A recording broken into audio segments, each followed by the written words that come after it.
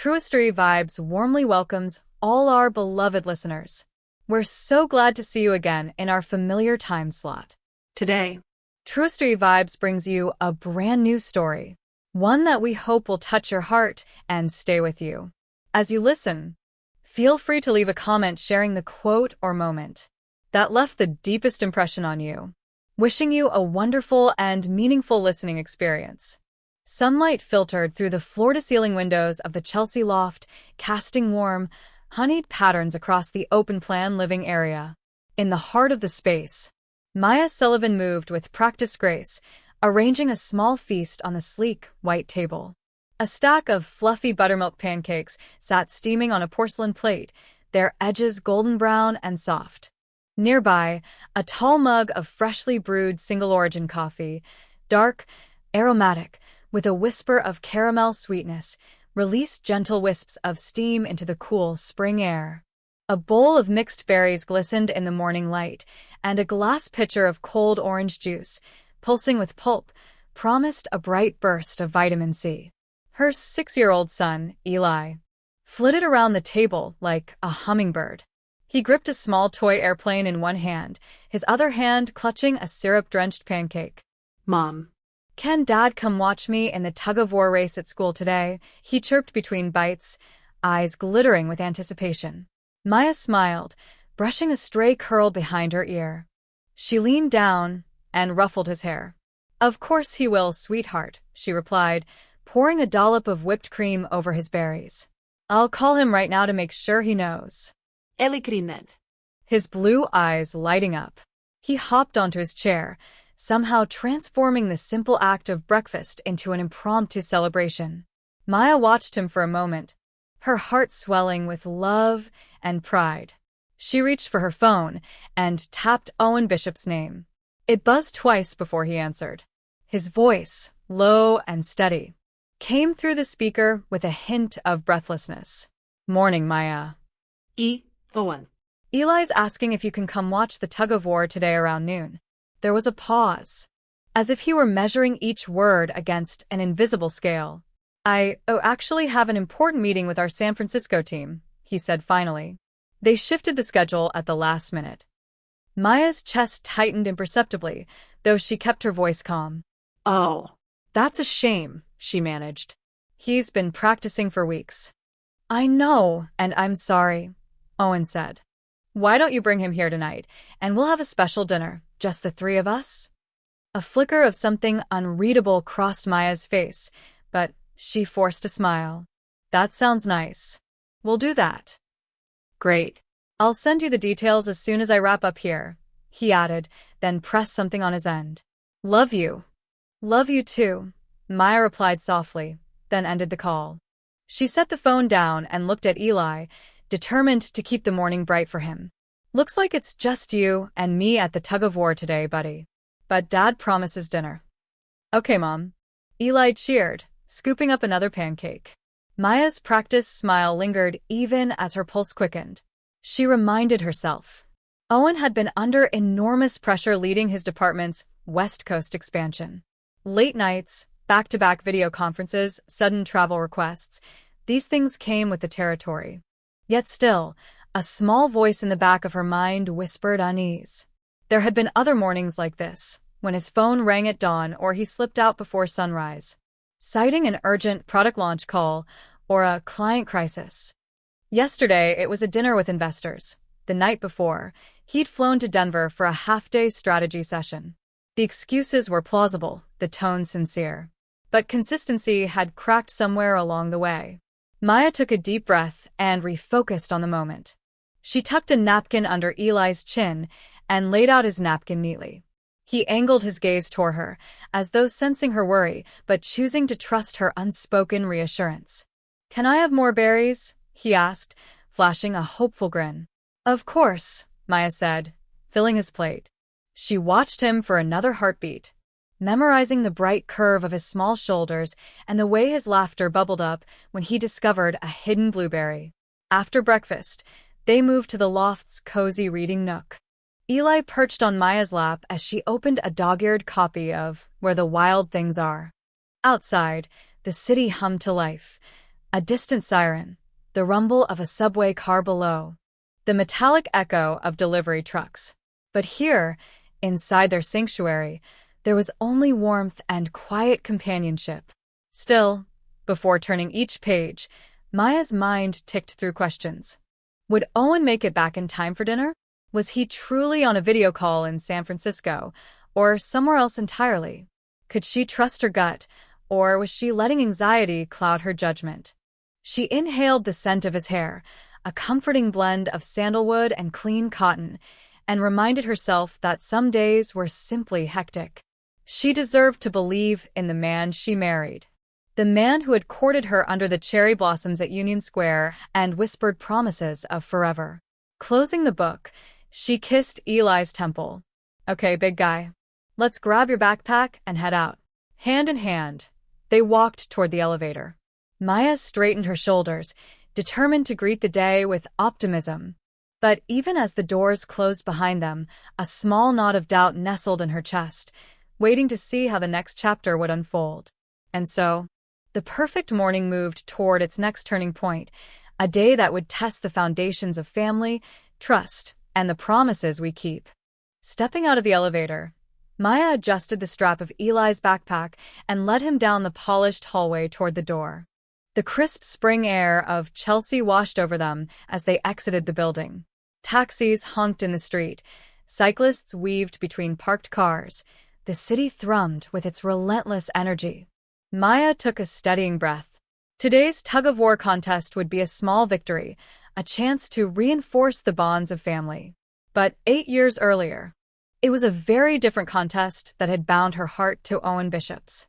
It was a brisk October morning in Union Square, the city awash in amber and crimson hues. Maya Sullivan, a sophomore at NYU, arrived early to set up folding chairs and signage for the annual Startup Connect Fair, an event she'd volunteered months in advance to help organize. Her assignment: greeting sponsors and coordinating the schedule. She gripped her clipboard like a lifeline, the crisp pages detailing speeches, coffee breaks, and keynote speakers. At 9 a.m. sharp, the plaza gates opened. Crowds streamed in, and the frenzy began. Maya directed curious students to interactive booths, handed lanyards to invited guests, and calmly fielded last-minute changes to the schedule. She thrived in controlled chaos, every assignment executed with precision. 30 minutes later, a sleek black Tesla idled nearby. Bearing the logo of Catalyst Ventures, a tall figure emerged: Owen Bishop, dressed in a charcoal gray velvet blazer and slim-cut slacks, his bronze hair swept back and frame impeccable. He carried an elegant leather folio under one arm and scanned the crowd as if auditioning the entire square. "Excuse me," he said, approaching Maya with a confidence that seemed to part the crowd. His voice was warm but carried authority, a practiced orator's cadence. "I'm Owen Bishop, Catalyst's VP of Business Development. I believe we're sponsoring this event." Maya extended her hand without missing a beat. "Maya Sullivan, Volunteer Coordinator. Thank you so much for coming. Your support means a lot to the student founders." He shook her hand firmly, his eyes locking on hers for an unexpectedly long moment. "Happy to be here. I hope I'm not late." "Perfect timing," she replied, already reaching for her clipboard. "Our keynote speaker just arrived. Please follow me." She led him through the maze of white tents and demonstration stations. They passed a robotics team perfecting a drone that could deliver medical supplies in remote areas, a fintech startup showcasing automated budgeting software, and a sustainable fashion designer sewing biodegradable footwear. With each step, Owen's attention was unwavering. Sometimes he paused to ask an insightful question. Sometimes he merely watched the students demo their inventions with genuine interest. As they reached the central stage, an announcement crackled through the PA system. "Ladies and gentlemen, please welcome our keynote speaker, Owen Bishop." Maya stepped aside, and Owen mounted the modest platform under a canopy of fluttering banners. The audience hushed as he adjusted the microphone. "Good morning, everyone," he began, his voice rich and unhurried. "It's a privilege to stand here among the next generation of visionaries. I remember my own journey from launching my first blog in college to leading business initiatives at Catalyst. Innovation is about embracing risk. It's about rolling up your sleeves and saying, I believe in this idea. He paused, letting the words resonate. Maya watched him through the corner of her eye, struck by how effortlessly he commanded attention. His speech wove personal anecdotes with actionable advice. Find your North Star. Pivot when data demands it. Surround yourself with people who challenge you. The students erupted in applause when he concluded. As he descended the stage, he made a point to shake hands with every panelist. Maya, clipboard forgotten, found herself moving forward until they were face to face, once more. That was fantastic, she said instinctively.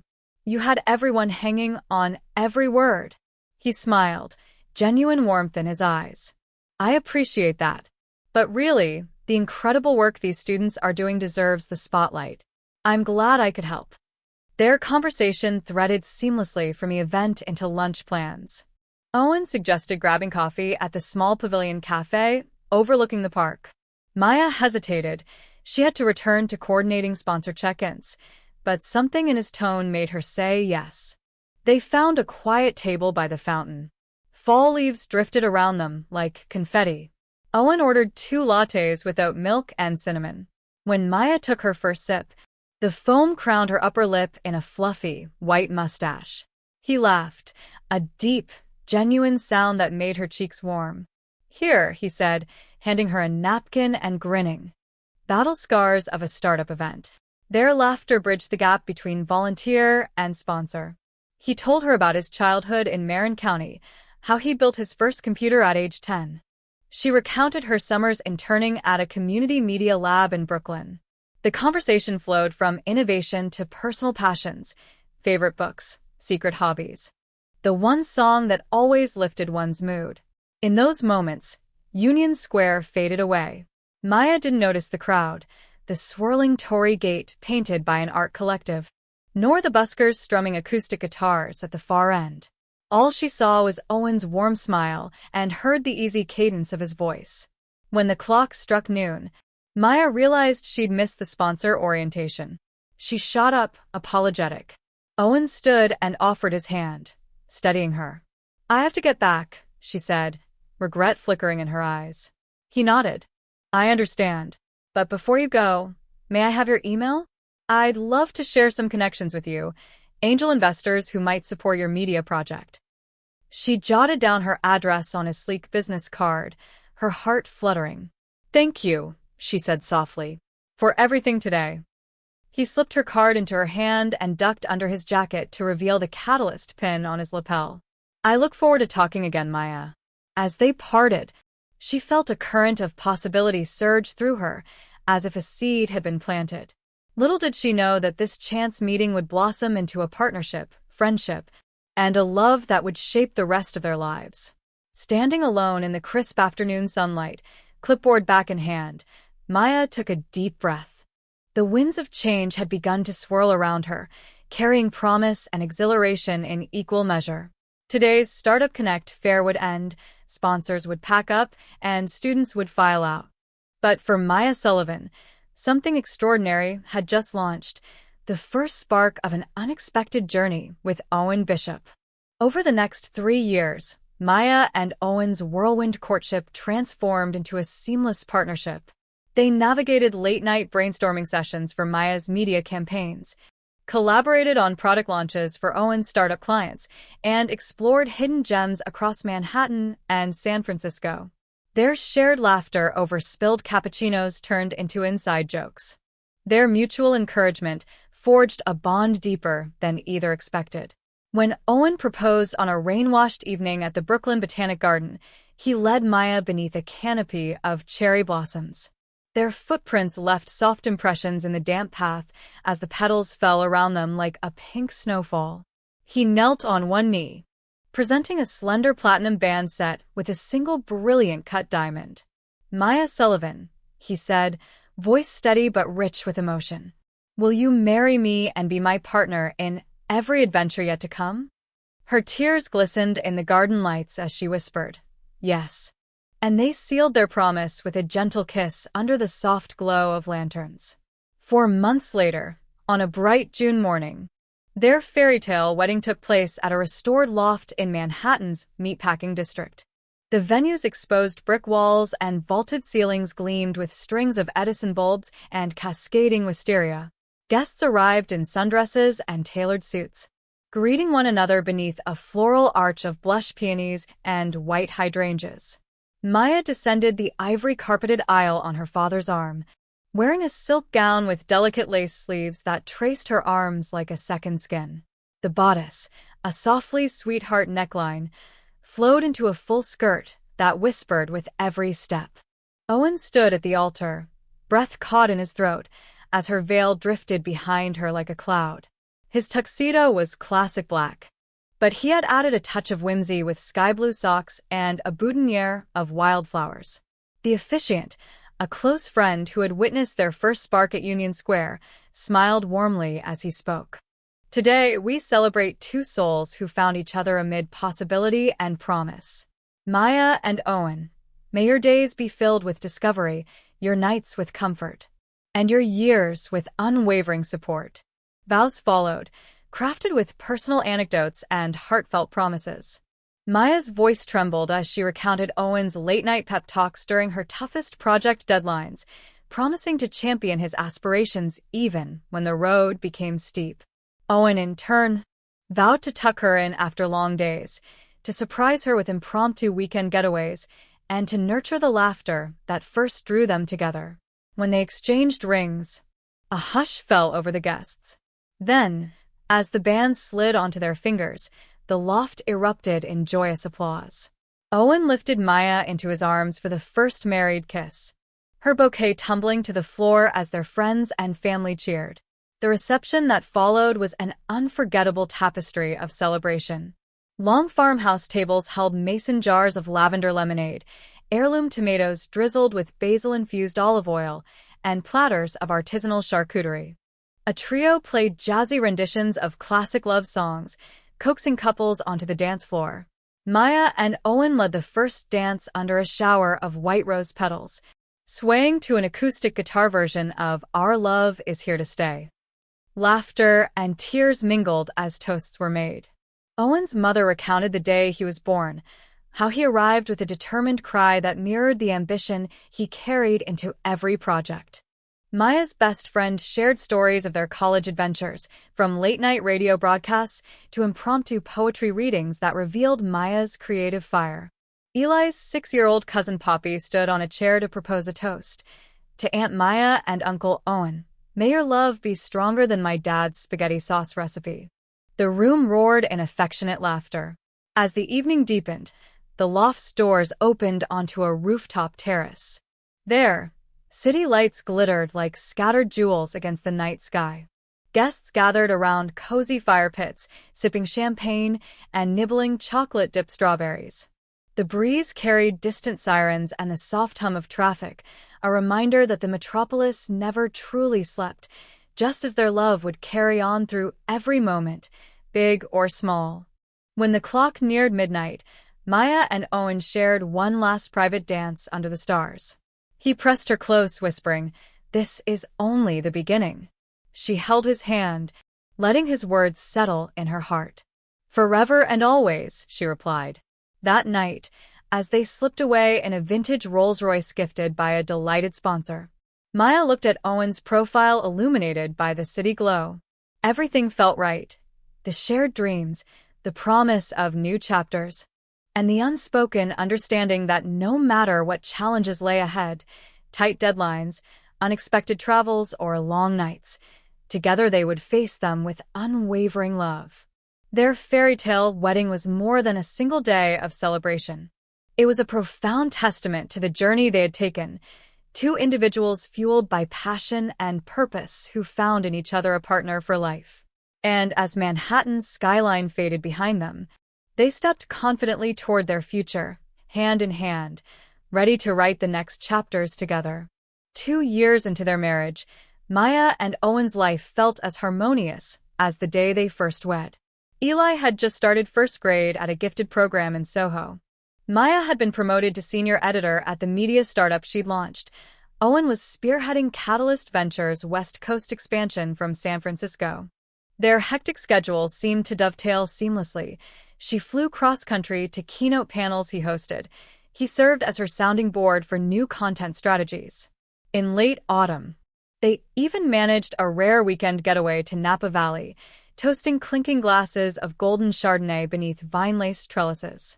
Yet beneath the surface of busy calendars and well-crafted PowerPoints, a subtle tension began to coil, unseen by everyone but Maya. It started, she realized, one evening in November. With a forgotten dinner table, Maya returned to their loft in Chelsea at 7:15 p.m., arms laden with Eli's science project supplies and her laptop bag. The apartment was dark save for a faint glow in the kitchen. Plates lay abandoned on the island. 2 servings of penne alla vodka, half-eaten, a dish of roasted Brussels sprouts, a crusty baguette sliced in neat, untouched segments. Maya set her things down and called out, "Owen? Eli?" Silence followed.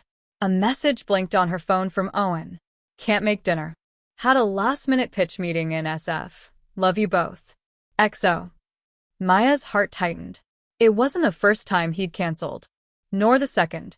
But the routine was unsettling. She waited another 10 minutes, then texted, "Eli Science Fair is today. He was hoping to show you his volcano model." No reply. She picked up the phone to call. But the line went straight to voicemail. A small, cold knot of fear and anger tightened in her chest. She reheated the pasta, settled Eli in front of Sesame Street reruns, and tried to salvage the evening. As they ate, Eli chattered about erupting volcanoes made of baking soda and vinegar, his eyes bright. She forced a smile, but inside, worry bloomed. A few days later, a postcard arrived from San Francisco, a slick photograph of the Golden Gate Bridge at dawn, emblazoned with, "Wish you were here," in Owen's loopy script. When Maya flipped it over, his message read, "Killing it with the new investors. Sorry I missed your speech at NYU tonight. Proud of you. Let's Skype tomorrow?" She set the postcard down, fingers tracing the bridge's silhouette. She hadn't given a speech at NYU. She'd conducted an editorial review meeting. His note was generic, auto-filled to mask his absence. By December, the late nights became routine. He told her he'd wrap client calls by 9 p.m. She'd hear the faint drone of his home office camera still live at 11. "One more email," he'd say. "I'm almost done." But his presence in bed dwindled. She'd wake to the mattress's cool imprint beside her, her warmth unshared. Then came the text at 1:03 a.m. on a Tuesday. "Quick trip to LA tomorrow. Got a lunch date with a big contact. Back Friday. Love you." The message landed like a thunderclap. An actual lunch date?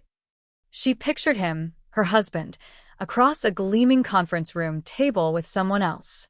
Maya tried to push the doubts away, chalking it up to her own insecurities. She'd been known to worry too much. She told herself that success in business demanded these unpredictable hours, that flexibility and sacrifice were part of the deal. Yet on Christmas Eve, Eli clutched her hand at midnight mass in St.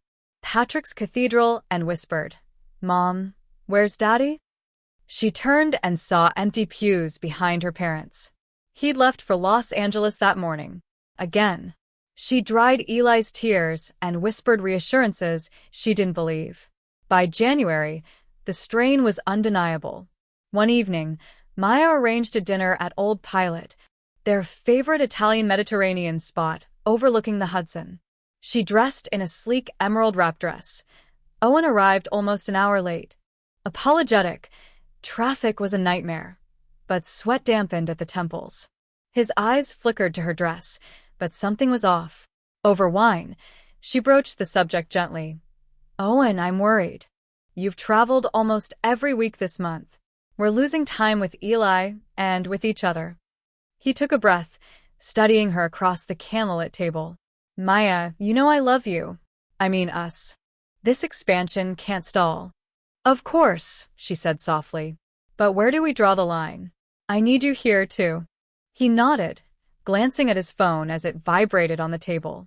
He silenced it, guilt flitting across his features. "I'll cut back," he said. But she heard the hesitation in his voice, felt absent promises drift between them like dissipating smoke. Then the crisis struck. Late one Thursday in February, Maya's phone rang as she finished editing a video at her desk. It was the NYU campus police. Eli had collapsed in the hallway, fainted.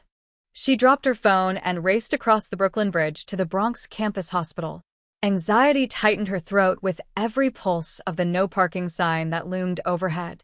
When she found him, he lay pale and trembling, for tubes snaking down his arm. Dr. Marcus Hayes stood at his side, reassuring. "Your son had a fever of 104 degrees Fahrenheit," Dr. Hayes explained. "He's dehydrated and needs overnight observation. But he's stable."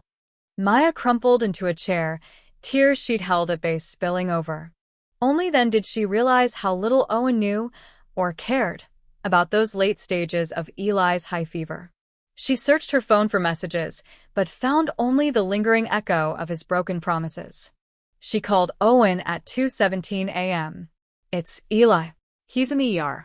Please come home." She waited. The line clicked. No answer. She hung up and stared at the phone in her trembling hand. In the following days, emails arrived from Owen's assistants. "Meeting rescheduled to Monday. Urgent conference call confirms your attendance. Channel partners insist you attend the round table." Each message, polite but opaque, kept him away. Maya faced a choice. She could trust his explanations, business exigencies beyond his control, or she could confront the painful truth rising in her chest. One night, long after Eli was discharged and wrapped in DR.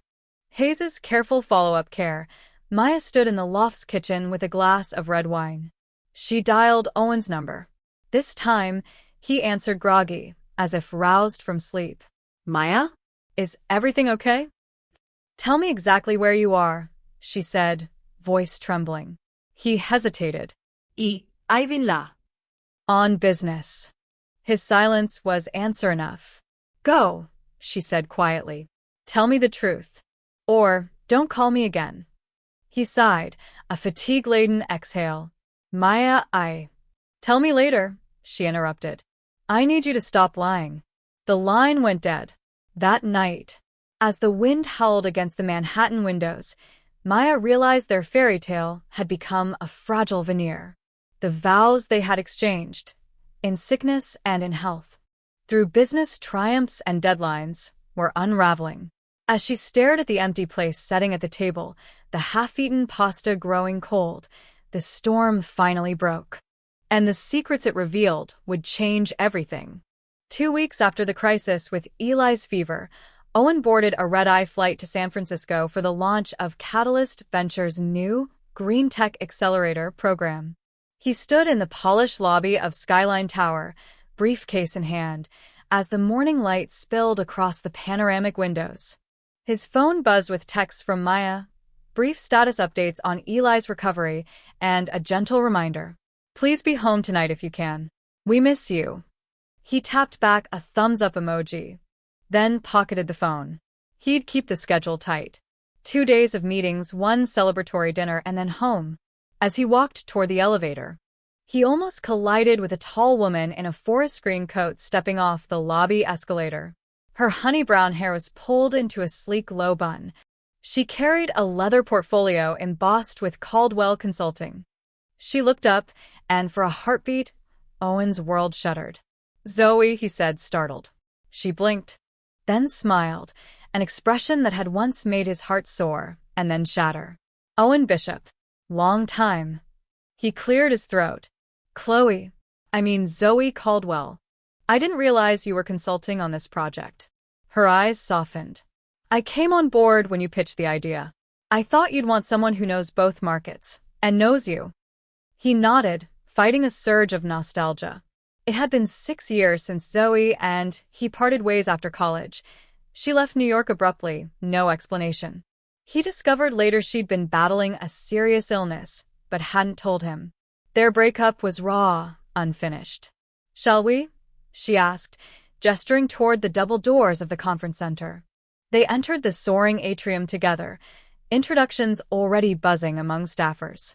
As they passed under a suspended sculpture of interlocking metal ribbons, he caught a whiff of her perfume, warm amber and sandalwood, the same scent she'd worn on their first anniversary date at Balthazar. He shook his head, reminding himself. He was married. He was a father. He had responsibilities. Midday, they sat side by side at a high-tech boardroom table.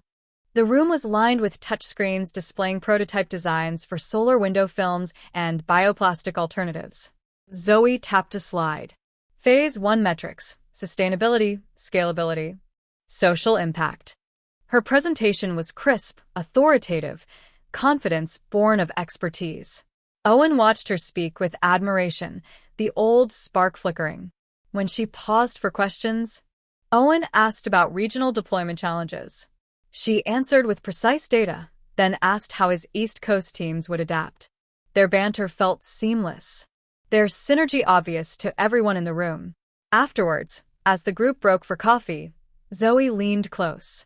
"You've grown," she said softly, voice low enough that only he could hear. Presentation was solid. He managed a polite smile. "Thank you. You've always had a knack for this."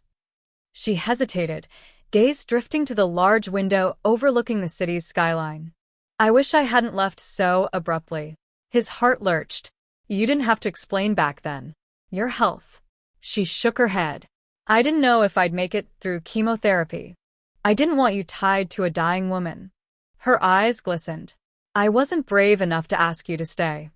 An uncomfortable silence settled. Colleagues filtered in for lunch, breaking the moment. Zoe smiled, composed. "Let's focus on the next milestone," she said, sliding a sandwich across to him. He took a bite, but the flavors blurred. He couldn't shake her words or their shared history. Later that afternoon, they toured Catalyst's prototype lab, rows of 3D printers whirring, engineers in safety goggles adjusting robotic arms. At one station, a translucent solar panel sample lay under UV lights.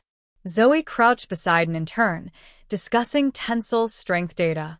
Owen watched her energy, the way she lit up when her ideas clicked into place. He felt a pang of something dangerously, like longing. Their next stop was the Innovation Hub, a sleek lounge lined with floor-to-ceiling glass. They sat on a charcoal gray sectional, flipping through design sketches on a tablet. Zoe traced a finger over an eco-friendly polymer concept. "This could cut manufacturing costs by 20%, she noted. He reached for the tablet. "Yes, and if we integrate your nanocoating, the durability improves by 35%. Their hands brushed. He looked up. She met his gaze. Time seemed to slow. In her eyes, he saw the girl he'd fallen for, brilliant, passionate, fearless. His chest tightened. He caught himself. He was not that man anymore. He had Maya. He had Eli. He owed them loyalty. He cleared his throat. "I should check in with the West Coast team." He stood. Zoe mirrored him. That evening, the team gathered for a celebratory dinner at a rooftop restaurant overlooking Market Street. Glass walls revealed a fiery sunset sinking behind the Transamerica Pyramid. Owen and Zoe sat across from each other at a long communal table, surrounded by investors and engineers. Toasts were made. Laughter rang out. After the second round of sparkling rose, Zoe's gaze found his. She rose and tapped a finger on her glass. The murmur died down. "Thank you all for your hard work. I want to give a special shout out to Owen here. Without his vision, none of this would exist." She leaned in toward him conspiratorially. "And for inspiring me to come back." The table erupted in applause. Owen felt heat flood his cheeks. Maya would laugh at Zoe's signature over-the-top gestures.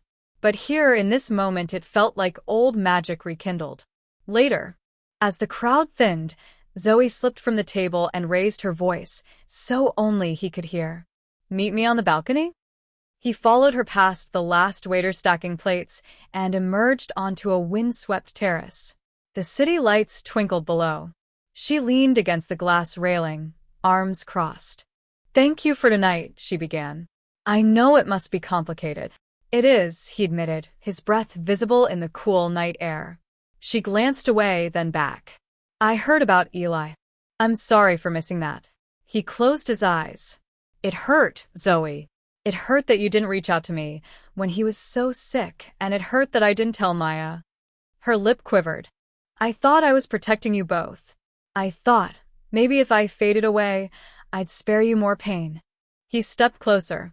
Zoe, you could have trusted me. She shivered, not from the cold. I know. They stood in silence, two people bound by memory and regret. The city hummed around them, indifferent to their personal storm. Look, he said, I'm here now. I'm listening. But I'm married, and I have a son. Her shoulders slumped. And she stopped herself, lips pressed tight. He rested a hand on her shoulder. You've done amazing work tonight. You've helped shape this future. That matters. She nodded, a single tear escaping down her cheek. Thank you, Owen. He offered his arm. Come inside. The cold will kill our momentum. They rejoined the group, Zoe slipping seamlessly back into consultant mode. Owen watched her take a seat, marveling at her resilience, and aware of the fragile line he'd walked. That night in his hotel room, Owen stared at the framed photograph of Maya and Eli on his desk. He thought of Maya's unspoken eyes, the warmth of their son's small hand in his own, and the vows they had pledged. He realized that the evening's echoes of the past, the rekindled empathy, the buried heartbreak, had opened a chasm he needed to close once and for all. He picked up his phone and drafted a message to Maya. Flight's been pushed to 6 a.m. We'll catch the earliest home. We need to talk. He hit send before hesitation took hold. Then he turned off the bedside lamp and stared into the darkness, determined to weather whatever storm lay ahead and to protect the family he had built, even as the past whispered through his bones. Maya stared at the blinking cursor on her laptop screen, unable to find the words to articulate the devastation she felt. For months, she had tried to convince herself that Owen's repeated absences, the canceled dinners, the last-minute trips to San Francisco and Los Angeles, were simply the sacrifices required by his high-powered career. She told herself that he loved her and their son, Caleb, and that he would always come back. But the mounting evidence of his lies, voicemails left unanswered, text messages glossing over entire nights, a string of urgent meetings that never seemed to end, had finally shattered the fragile trust they once shared. That morning, she had stood in their spacious Chelsea loft, holding the divorce petition in trembling hands. The document was precise, clinical, her name as petitioner, his as respondent, primary custody of Caleb granted to her, reasonable visitation for him, spousal support, division of assets, legal fees. It felt like she was cataloging every aspect of a life they had built together and dismantling it one bullet point at a time. When Owen returned from his red-eye flight, he found the apartment unervingly quiet. The once vibrant melons of artwork and photographs now seemed frozen in a tableau of abandonment. Two half-finished mugs of coffee sat on the kitchen island, Caleb's abandoned science poster leaned against the sofa, and a suitcase lay open in their bedroom, half filled with his clothes. On the counter, a single envelope bore Maya's handwriting. He opened it to find 3 items: the signed divorce petition, his son's birth certificate, and a Polaroid of the 3 of them, taken on his 33rd birthday, all smiles and laughter. Tucked underneath was Maya's letter. Maya Sullivan Bishop. I sign today. I love you, and Caleb will always know that. This is the only way I can protect us both. He sank onto the edge of their unmade bed, head in hands, the weight of her words crushing him. The finality was inescapable. He thought of their vows, the promise of in sickness and in health, the ring he slipped onto her finger, and the life they had celebrated under cascading wisteria at their wedding. It all felt like a fairy tale ended mid-sentence. In Greenwich, Connecticut, Maya navigated the painful logistics of separation. Mornings began with her parents' gentle encouragement and ended with paperwork sprawled across the dining table, custody schedules, mediation agreements, financial disclosures. She worked alongside a compassionate attorney who guided her through every clause, but the emotional toll was hers alone to bear. At night, She cradled Caleb, who asked innocent questions. Why doesn't Daddy sleep here anymore? Will he come to my school play? Each answer forced a fresh stab of guilt and sorrow. Maya found solace in routine, waking Caleb early for breakfast with her parents, dropping him at his favorite elementary school, and then returning to the townhouse she and her mother had renovated for this chapter. The walls were painted in soft neutrals, punctuated by Caleb's artwork: finger-painted suns, crayon rainbows. His laughter filled the rooms as he built elaborate Lego castles, while Maya worked from her home office, editing articles and pitching new multimedia campaigns. She felt a measure of pride reviving her professional ambitions, an assertion that her identity was more than wife or mother. Meanwhile, Owen's world unraveled in reverse. At first, he tried to maintain the illusion that business remained his priority.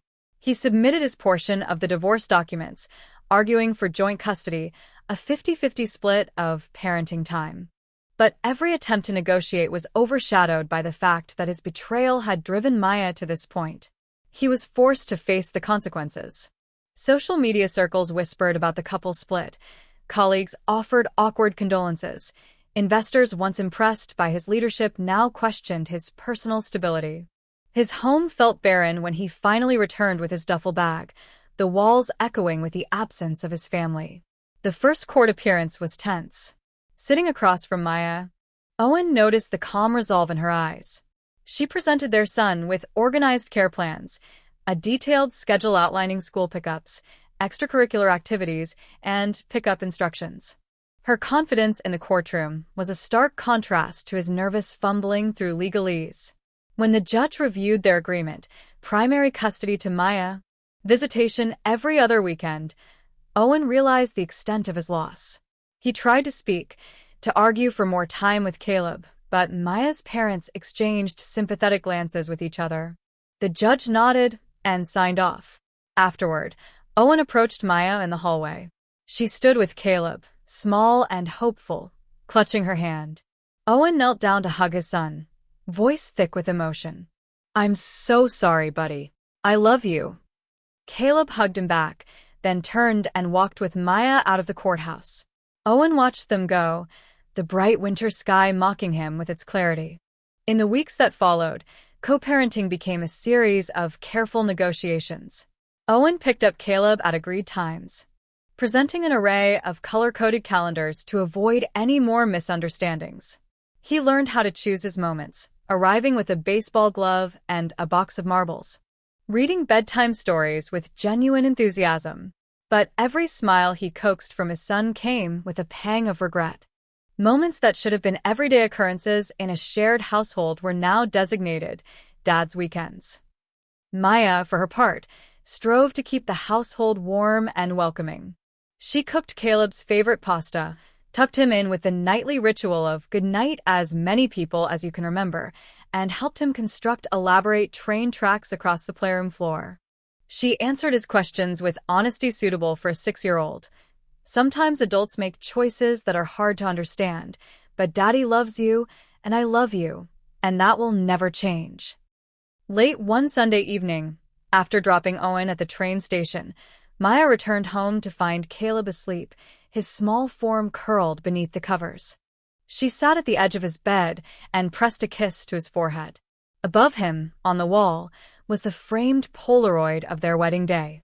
She reached up and tilted it forward, dust motes swirling in the lamplight. The memory of that joyous day pulsed with bittersweet force. Maya inhaled deeply, steeling herself. The life she once envisioned, coffee with Owen on the mornings when the city was still waking, laughter across their open loft, playful chaos, was irrevocably changed. But as she stood there, the weight of her decision settled into a steady determination. She would build a new future for Caleb and herself, anchored by honesty and love. Days turned into weeks, and they fell into a new, unsettling equilibrium. Text messages replaced morning coffee dates. FaceTime calls provided glimpses of each other's lives: Maya's kitchen in Greenwich, Owen's temporary apartment in Soma.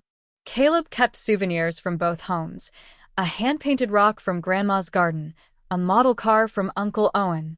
Maya buried herself in her work, launching a podcast series about resilient families and speaking at virtual panels on single parenthood. She connected with other mothers navigating divorce, discovering that strength often emerged from adversity. Owen, too, sought redemption, apologizing publicly in a heartfelt post on LinkedIn, attending therapy sessions recommended by a mutual friend, and trying to be fully present on his designated parenting weekends. Yet despite these efforts, there were moments of raw pain. When Owen returned Caleb after a holiday visit, Maya stood at the door, the boy's hand slipping from between hers and Owen's. She watched him walk away, backpack bouncing, his glance over his shoulder fleeting but full of longing. She closed the door and sank to the floor, tears rolling freely. One late spring evening, months after the final signature landed on the divorce decree, Maya and Owen met at the courthouse steps to exchange custody documents. They stood there, subdued, two adults who had once shared everything and now shared only their son. He offered a small, Tentative smile. She returned, one of equal courage. "Thank you for being his dad," she said quietly. "And thank you for being the best mom I could ever ask for," he replied. They parted with a handshake, a gesture stripped of romantic remnants, yet grounded in mutual respect. As Maya walked away, she felt an unexpected sense of closure. The storm had raged fiercely, tearing down the structure of their marriage, but in the end, it cleared the way for new growth, stronger roots, fresh beginnings, and an unbreakable bond between mother and son. The first day alone in the townhouse began with the gentle chime of sunlight filtering through sheer curtains. Maya awoke to silence, not the hollow echo of Owen's early departure, but a soft stillness that felt strangely hopeful. She lay for a moment, listening to the distant hum of traffic and the faint chirp of a robin perched on the windowsill.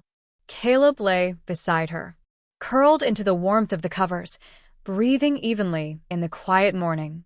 She slipped out of bed, careful not to wake him, and padded into the kitchen. Dr. Lucas Hayes had insisted on leaving a fresh loaf of sourdough and a jar of honey from his apiary, along with a steaming pot of herbal tea. A simple note accompanied the gift.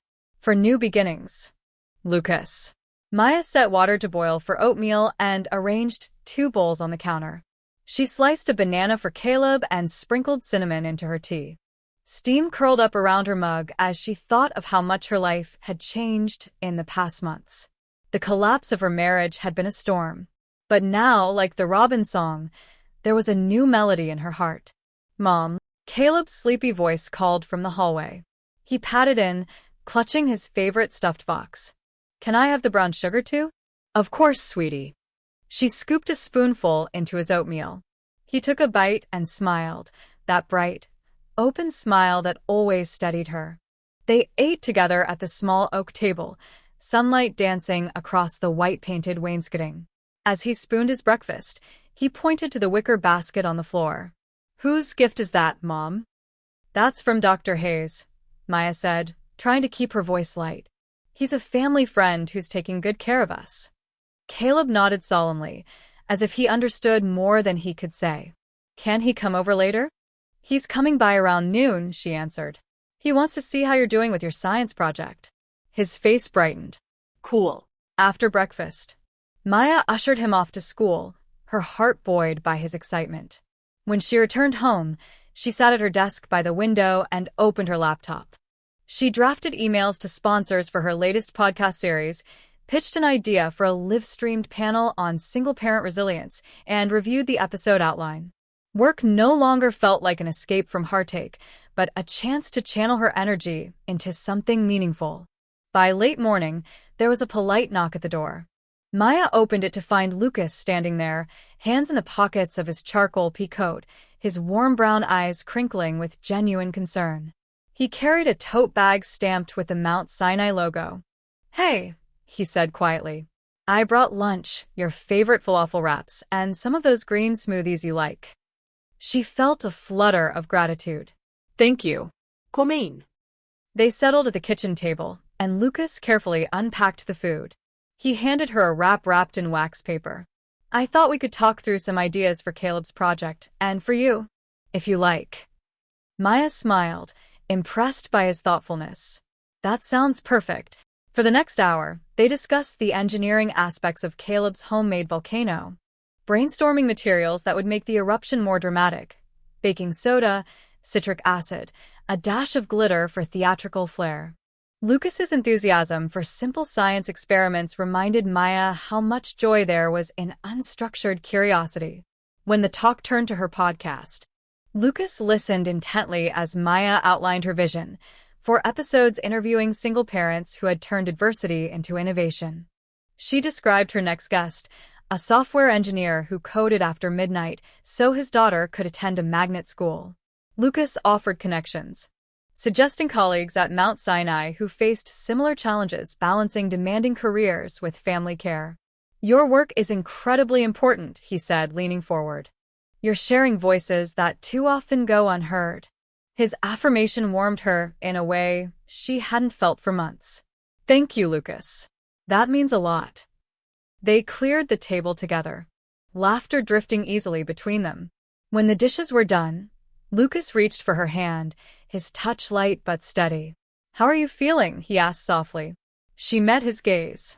Some days are still hard, but I'm okay. More than okay, I think.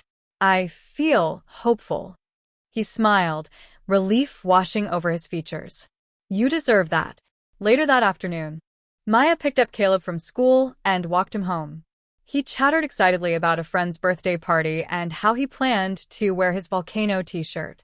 Away from the courtroom's tension and the sterile divorce proceedings, their life had settled into a gentle rhythm: school, work, dinners with Lucas, bedtime stories filled with vivid imagination.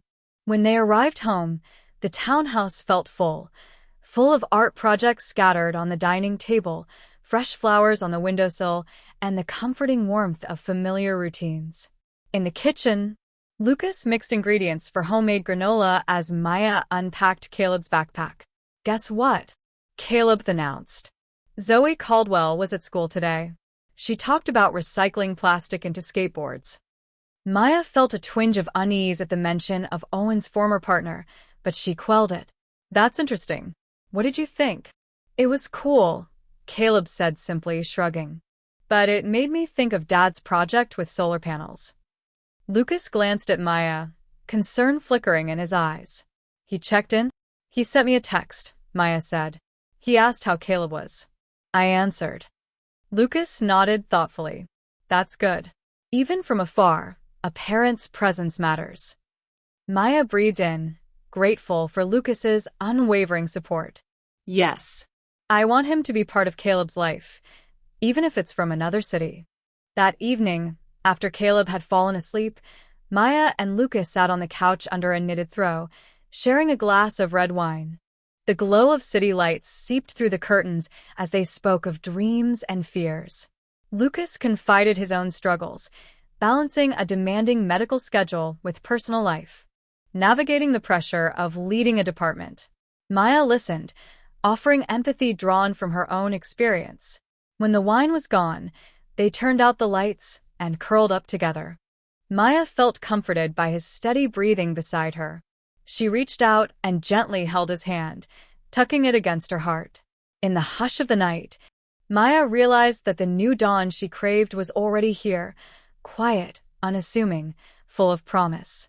She had weathered the storm of betrayal and heartbreak.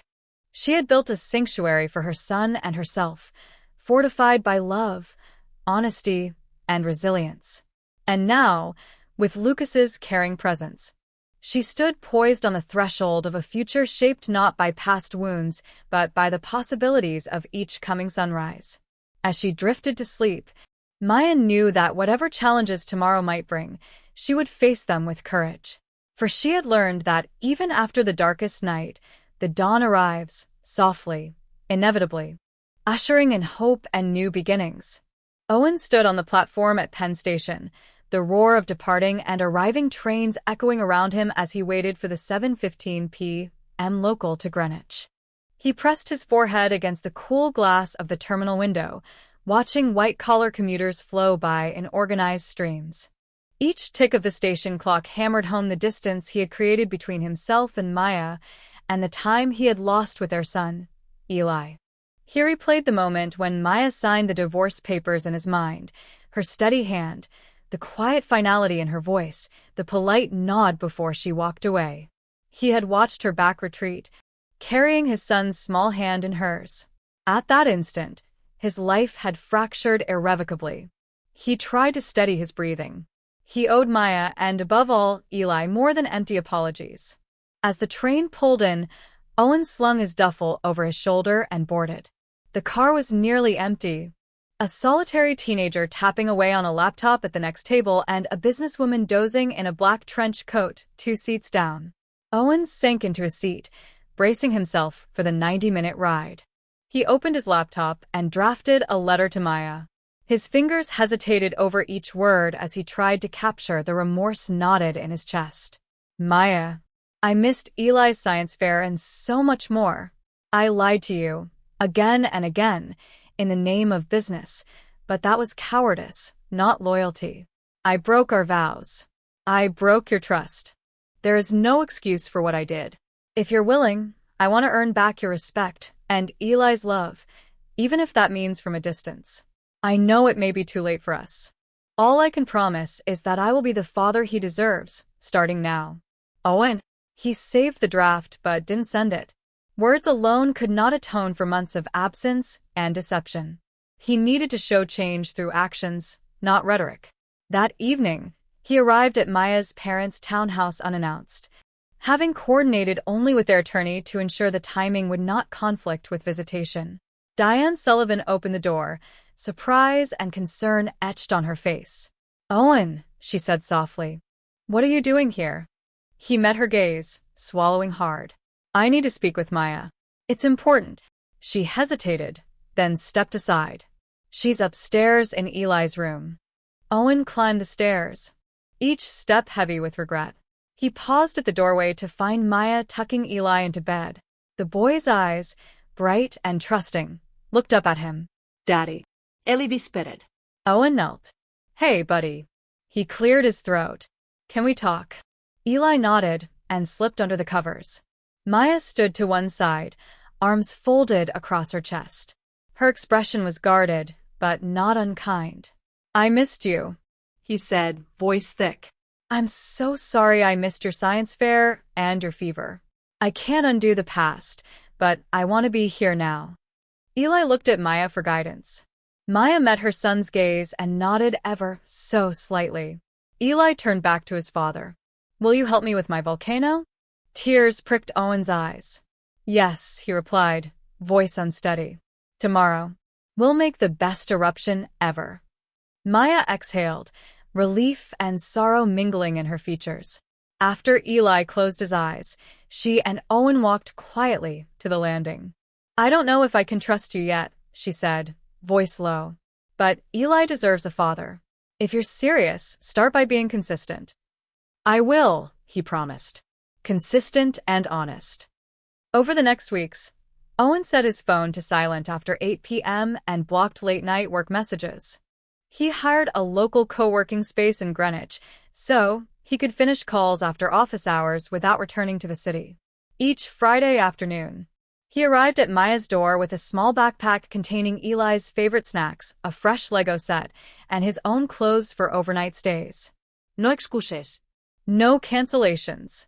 On their first true weekend together, Owen and Eli built the volcano from scratch, a papier-mâché mountain painted in fiery reds and oranges, complete with a chamber for the lava mixture. When the eruption fizzed and flowed over the rim, Eli's squeal of delight was more triumphant to Owen's heart than any investment pitch. Maya watched them from the doorway, arms folded, eyes softening. She joined them at the last moment, wiping a spot of glittery lava from Eli's cheek and pressing a kiss to Owen's temple. Thank you, she whispered. Weeks turned into months, and Owen's presence became reliable. He attended parent-teacher conferences, cheered at Emily Dickinson Elementary's holiday pageant, and even helped Maya paint a mural in Eli's room. They celebrated together, Mother's Day with homemade cards, birthdays with pancake breakfasts, Thanksgiving with both sides of the family gathered around a long table.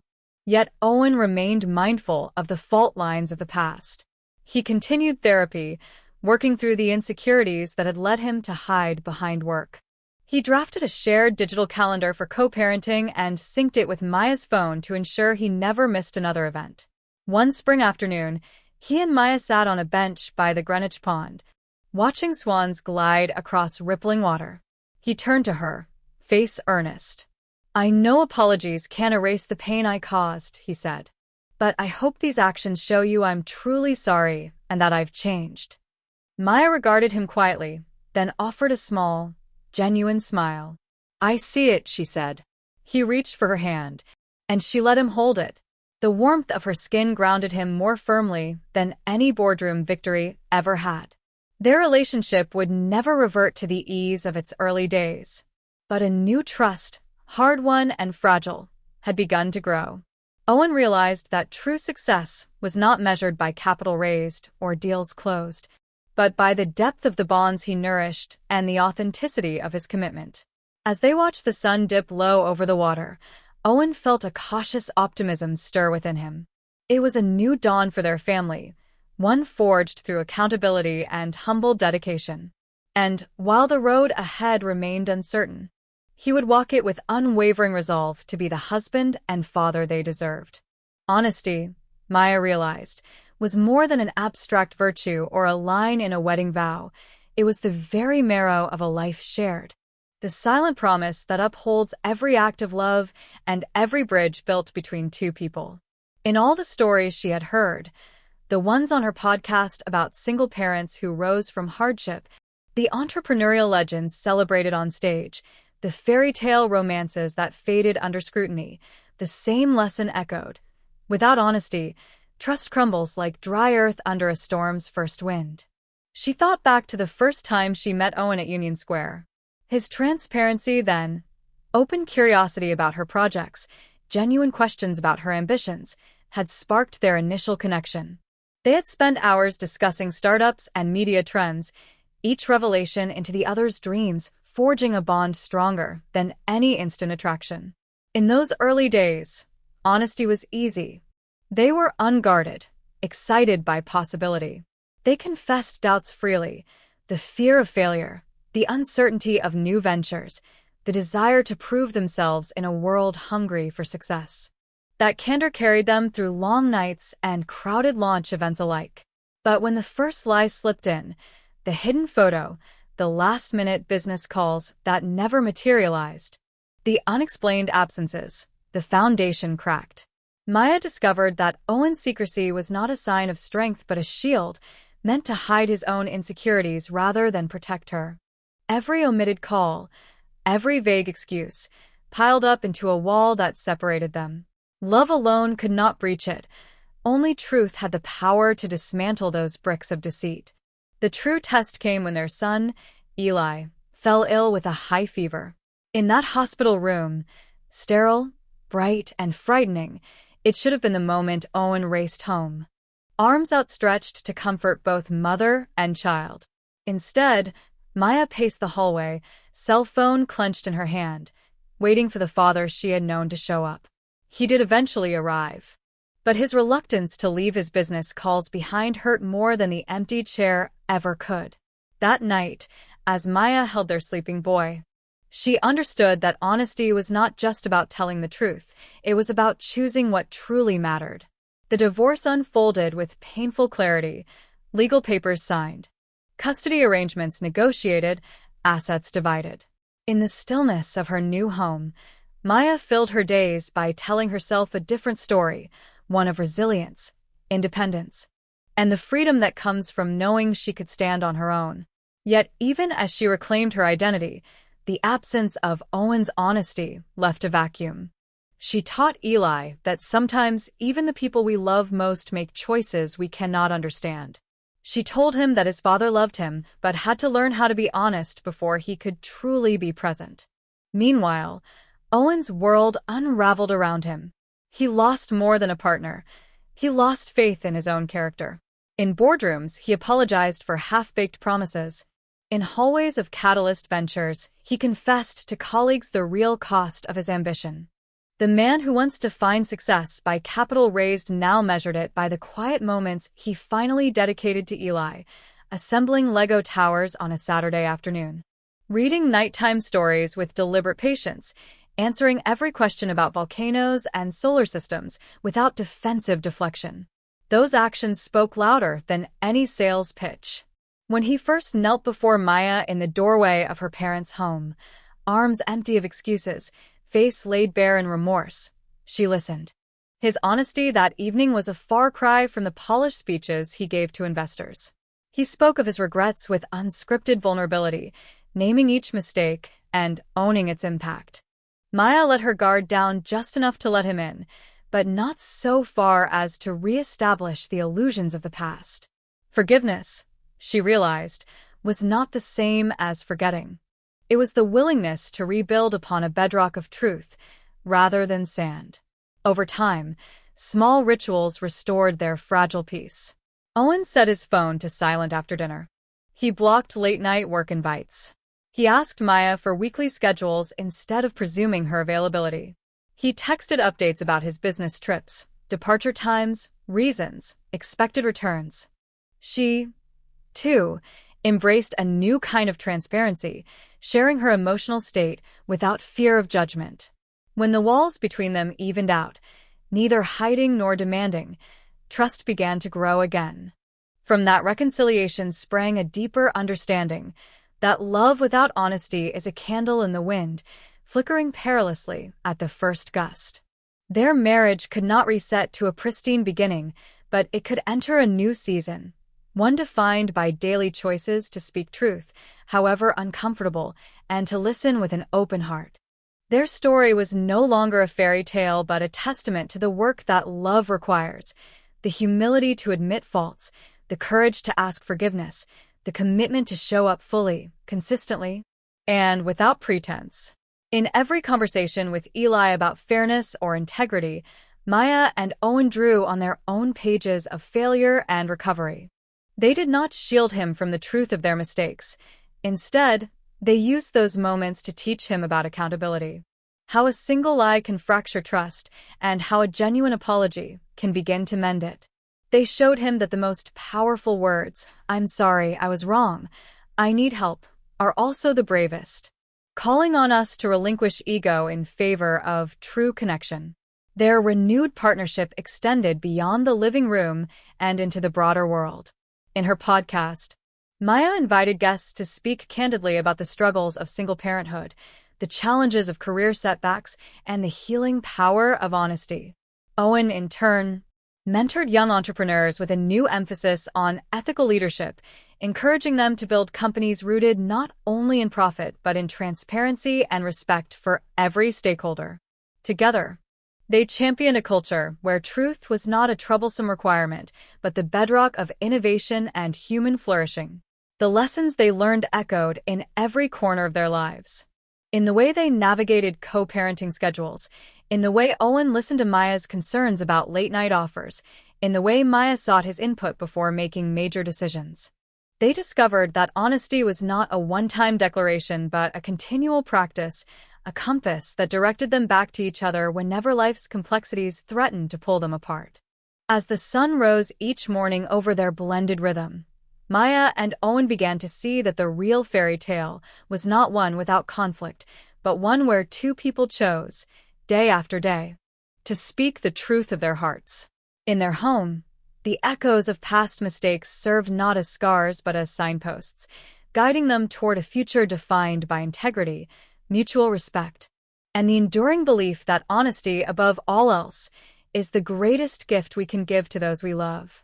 Maya stood on the terrace of their Brooklyn townhouse, watching the late spring sun dip behind the East River skyline. The sky was a wash of rose and gold, and the air carried the faint scent of blooming jasmine. Below, laughter drifted up as Lucas chased Eli through the cobblestone courtyard, their footsteps echoing off the red brick walls. Everything about the scene felt achingly serene, a stark contrast to the storm that had once threatened to swallow their family whole. She closed her eyes and let the warmth of that moment settle into her bones. In a few short years, she had lived through the highest highs and the deepest lows, the heady rush of startup pitches, the thrill of meeting Owen at Union Square, the magic of their wisteria-wrapped wedding day, the heartbreak of betrayal and divorce, and the slow, painstaking work of rebuilding trust and forging a new life.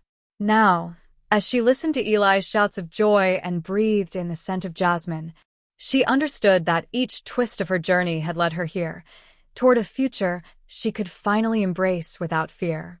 Lucas joined her at the railing, draping an arm around her shoulders. He smiled, his chest rising with a quiet contentment. "He's unstoppable," Lucas said, nodding toward Eli, who had just tackled him to the ground in a fit of giggles. Maya laughed softly. "He's found his kindred spirit." They watched as Eli scrambled to his feet, brushing crumbs of gravel from his jeans, then sprinted back to tag Lucas again. Maya leaned into Lucas, savoring the steady beat of his heart beneath her hand. "Thank you," she whispered, "for being here. For this." Lucas kissed her temple. "Thank you for letting me." They stood together in companionable silence, the last light of day painting everything in a warm glow. Inside, the kitchen lights gleamed through glass doors. Tonight's menu: Maya's homemade vegetable lasagna, a recipe handed down from her grandmother, paired with garlic bread and a simple arugula salad. Lucas would open a bottle of chilled rose. Later, they would curl up on the couch for movie night. Eli's suggestion: a classic space adventure, complete with popcorn and blankets. Back in San Francisco, Owen boarded his flight east with a sense of quiet resolve. He had said his goodbyes and gathered the few personal items remaining in his apartment.